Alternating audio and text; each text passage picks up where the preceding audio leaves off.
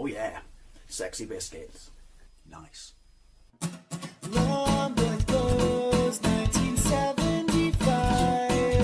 A YouTuber is on the rise. Reviewing games late at night and sometimes friends used to bug him. Long was 1975.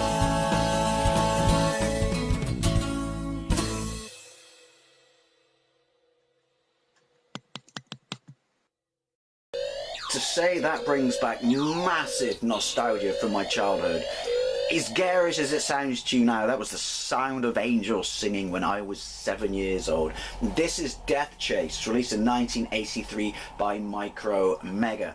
But I could be wrong on this because I'm the only person apparently who remembers it being called 3D Deathchase. I talked to my brothers about it and they said no, it's definitely 3D Deathchase, but basically this is an incredibly fantastic game. Well, it was released in 1983. Think a complete and utter rip-off of Return of the Jedi, where you have to fly through trees, basically avoiding the trees because they will find your face quite quickly, and shooting because you're a mercenary, 2 other motorcyclists for a reward, and then if you can, a tank or a helicopter, which I remember being able to do quite a lot back in the day, but as an adult really can't seem to do it now. Now what makes this game even more impressive is the fact that it's a 16K game. It's a 16K game. There's a complete lack of attribute clash. It's really quick. It plays incredibly tightly, and it's 16K. If I try to explain that to kids today, I would say you have more memory in the photo of your face at the top of your Facebook page, your thumbnail, and on YouTube than you do in this game. I honestly don't know if there were other versions of it, but since it was such a part of my childhood, it was one of the games that came packaged. I say bundled or packaged, but we had a second-hand ZX Spectrum, but this and Jetpack and the Horizon tape, they were all things that came bundled with it. And I remember the cover being weird. The cover was clearly inspired by Tron, because you're in like a kind of convertible light cycle and all like, you know, buff, polished looking, you know, artwork flying above a sort of black and green vector grid on the floor, looking very computery, but yeah, kind of like Tron. But as I said, this game is clearly inspired by Return of the Jedi. So I don't know when Return of the Jedi came out in 1983, but I saw it in the cinema. That would let you date this game. Now, this was originally $6.99, which was a lot of money in 1983, and me and my brothers absolutely all loved it. If only because we used to pretend it was Return of the Jedi, but can you imagine they'd even then slap the Return of the Jedi license on it? We would have all creamed our pants. Now, basically, it's a bunch of night stages and day stages, and whether it just rinses or repeats, I don't know, because you've got a high score on the bottom right, lowest bottom left, above that is your score, and that range thing, a black check will flash in the cross, telling you when you're close enough to shoot people. Right, here's the bit I don't remember. The controls are really weird. I mean, I'm going to play it on keyboard because we didn't have a joystick back then. 1 on the top row, the number row, is left, 0 is right, 8 is accelerate, and 9 is brake. The only reason I can think they did that, or not let you define it, is to kind of give the feel that it's you know, it's a motorbike game, and also that makes sense because this. People today will laugh at me, but this is 3D. This was 3D back then. Seriously, this is incredibly impressive. Right, so no, 1 keyboard. There we go. Right. I can move, but I can't fire. Fire is anything on the bottom row. I think that helicopter's just teasing us. But yeah, it's 500 years in the future or something after it just says the Great War. I'm assuming that's not a nuclear war because stuff doesn't look all Terminator. Good Terminator. Cameron Terminator. Whether that remains to be good much longer with the reboot, I don't know, but that's not really relevant for this. There's one down, and it's weird because you kind of don't have to line them up to shoot them. This is obviously going through the motions of daylight to night, you know, twilight thing and stuff like that.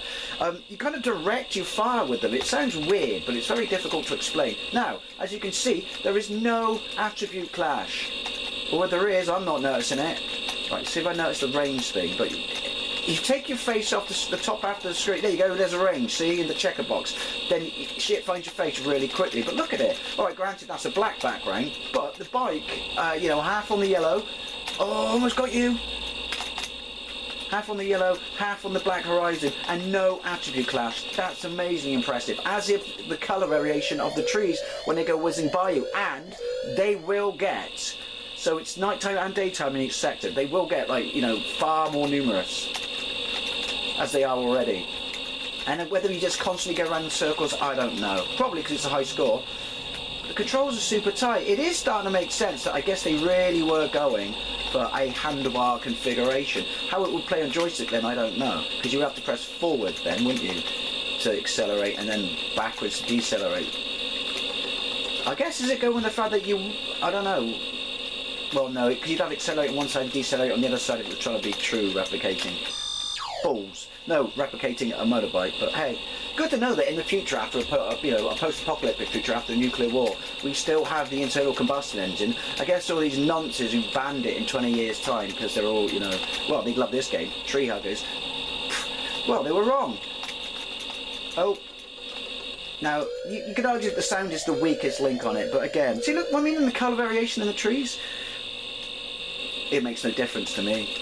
And also, one nice touch I've just realised is when you clear the two bikes and then it slows you down, if you are in the midst of a massive, well, forest, or they're too close to you, if you know what I mean. Ooh, don't make that noise. Oh, it starts you off 0 and you don't have to, because you don't just press it and you go full speed. See? It's 9 accelerate and 8 brake, by the way, I lied. Right. How many times do you have to shoot the tank? Am I even shooting the tank? Or couldn't you even kill a tank with a motorbike? I like it. Maybe you have to get more money. I don't know. I like his persistence. I've got a tank! I'm a sexy mercenary bastard. Oh, fuck. Do you know what? This is still fantastic. Maybe my nostalgia goggles have kicked in and they've done the whole 3D effects thing in my brain. I mean, if you had this, if it was on other systems, like I said, I didn't bother doing any homework because it was such a part of my childhood, I really didn't care. That's how much nostalgia I have for this game. But if you had this on other systems, or you had this on the Spectrum in particular, I mean, what did you think? Was it as mind-blowing for you when you first played it? It was for 7-year-old Dave, because it was Return of the Jedi, and, well, motorbikes were cool when we were kids, weren't they? Mainly because of the Fonz, seriously.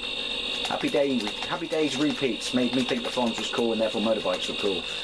But, you know, what do you have it? Do you have as much nostalgia for it as me? Is it still impressive to you now? Or am I just living in the past? Well, hopefully not, because you wouldn't be watching my channel if you thought I was. Alright. Yoink, yoink. For 500 years or whatever it is in the future, like I said, internal combustion engine and stuff. Did he not blow up the last time? I just thought he did because the tree actually the helicopters have, you know, attribute class. But yeah, did I just think, you know, well, he blew up, but no. For 500 years in the future, is it 21.5? I don't know. But why aren't we hovering? Like I said, what they should have done was. Well, it wouldn't have made any difference. Like I said, I pretended it was Return of the Jedi as to my brothers. But what would have been awesome was make the bike have a little thing coming out the front, tone down the so-called engine noise, so it's more of a, I don't know, what did 3D, what did speeder bikes, you know, sound like? But yeah, put up Prom in front of you and just say it's Star Wars. And then make them not have wheels. But then that's obsolete because I still love this game. And did any of you ever complete it? I would like to know. Does it not go around in circles? I need to stop firing until I know they're in range. But I think I've got infinite bullets. I don't know. Yeah, or does it just go around in circles? And also, is it 3D Deathchase or just Deathchase? Because I'm so sure, unless there were variants of the cassette, you know, I know it was released in Spain. Yeah, I'm so sure that the one we had said 3D Deathchase on it. I don't know. Maybe I should get a white stick. Then, not now. Someone's going to get that quote. Look at this! Too many trees! Oh, clearly Bill Oddie's still alive then. But just still, I mean, it does ramp up the trees. Doesn't slow down. Still no, you know, true attribute clash. Looks amazing. Go left, right. Ooh! I have no idea how I got out of that. We've got one life left. You know, it's funny how far we've come in games, but simple ideas like this are still incredibly addictive and compelling to play. And that's why I will always retro game. That until I shoot the bloody helicopter. Oh, oh, oh. Yay, ooh. Oh shit. This is what I mean, right? We just give it an equal bit of throttle. Go for the trees and then gun it. There is true variation of controlling your speed. That's brilliant. Like I said, the night stages are still my favourite stage, just because it looks so nice. Yeah, how'd you like them apples, which are apparently on the tree?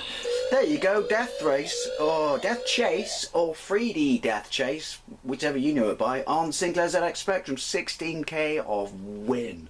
Anyway, thank you very much for watching, and I'll see you later.